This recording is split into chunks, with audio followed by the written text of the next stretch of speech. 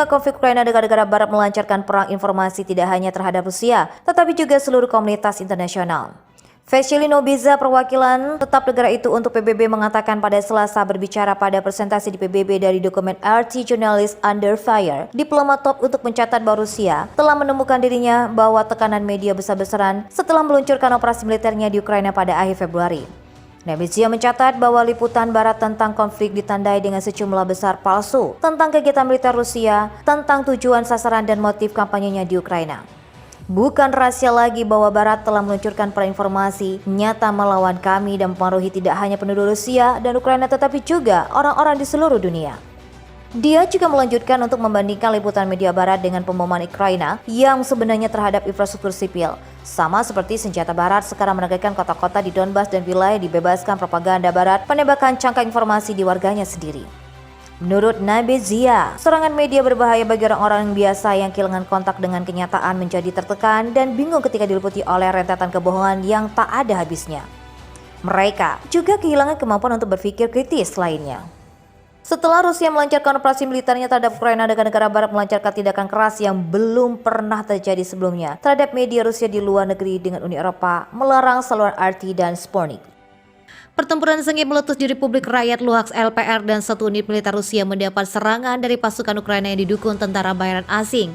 Kontak tembak berlangsung pecah di Kemenaya dan Savtovo. LPR, pasukan angkatan bersenjata Federasi Rusia yang membangun garis pertahanan di dua wilayah, mendapat serangan besar-besaran dari pasukan gabungan Ukraina dan tentara bayaran. Ambisi militer Ukraina menerobos dan menghancurkan garis pertahanan Rusia gagal total. Strategi koordinasi yang brilian lewat kontak radio jadi kunci keberhasilan pasukan Rusia memukul mundur legiun Ukraina dan tentara bayarannya. Kabar keberhasilan militer Rusia dikonfirmasi oleh Wakil Menteri Pertahanan Republik Rakyat Luhansk, Kolonel Vitaly Kishelev. Diungkap Kishelev, pergerakan pasukan Ukraina sudah terdeteksi sejak awal melalui radio. Kishelev tak menjelaskan secara rinci jumlah korban jiwa yang timbul di pihak Ukraina. Hanya saja ada 10 unit artileri yang berhasil dihancurkan pasukan Rusia dan milisi Republik Rakyat Luhansk. Tentara Rusia memberikan pukulan telak kepada tentara bayaran yang mencoba masuki wilayah kami. Terungkap dari arah mana terobosan besar-besaran ini akan dating, dan tentu saja unit kami siap untuk ini.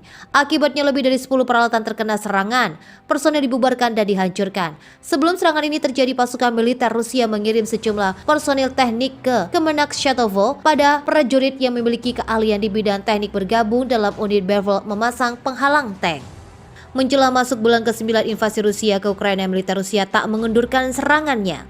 Igor Konashenkov, jubir bicara Kementerian Pertahanan Rusia, melaporkan bahwa militer negara itu menggunakan senjata presisi untuk menyerang fasilitas pertahanan komunar di provinsi Kharkov, Ukraina, dan menghancurkan sejumlah rudal anti kapal Neptunus yang baru saja dibangun.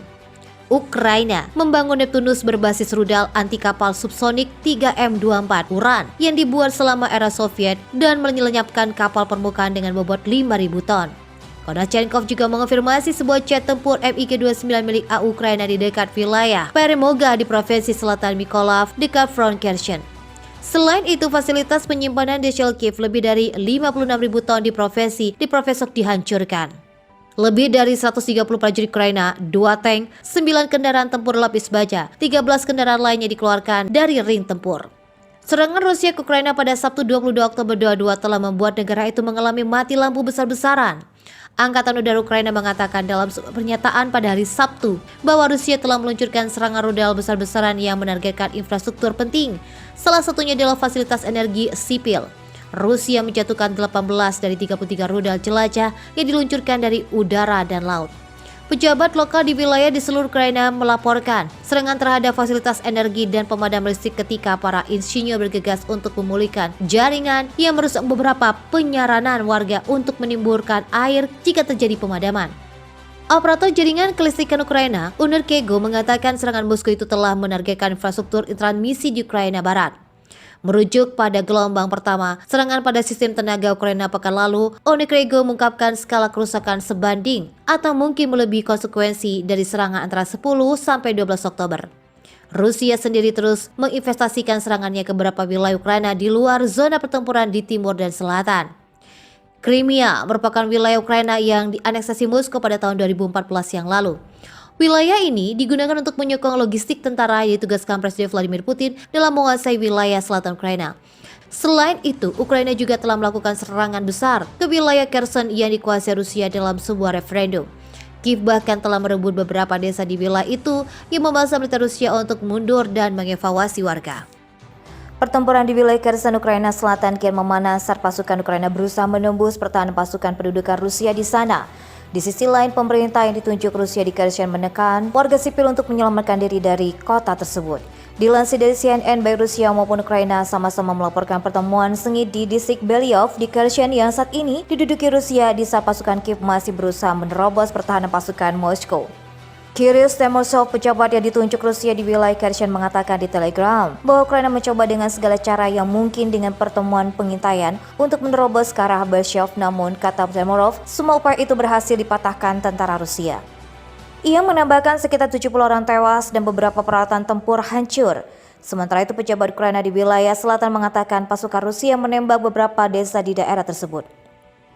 Musuh terus bertahan dan mencoba mempertahankan garis kependudukan. Sebagian besar pertempuran terjadi di pedesaan terbuka dan data di sebelah barat sungai Dnipro. Rusia menanggapi tekanan dari pasukan Kiev di Kherson dengan melakukan penembakan menggunakan tank dan artileri di wilayah yang luas menurut staf umum Ukraina.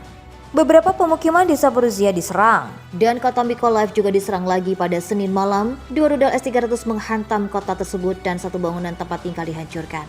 Di tengah perang itu, warga sipil terus meninggalkan Kherson.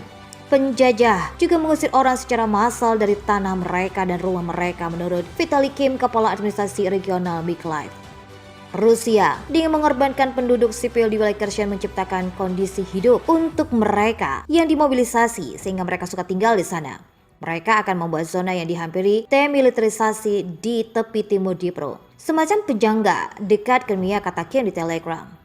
Diketahui Rusia mengevakuasi warga sipil di Kherson sambil memperkuat pertahanan mereka di wilayah tersebut. Langkah ini dipandang sebagai pelanggaran HAM oleh Badan Kemanusiaan.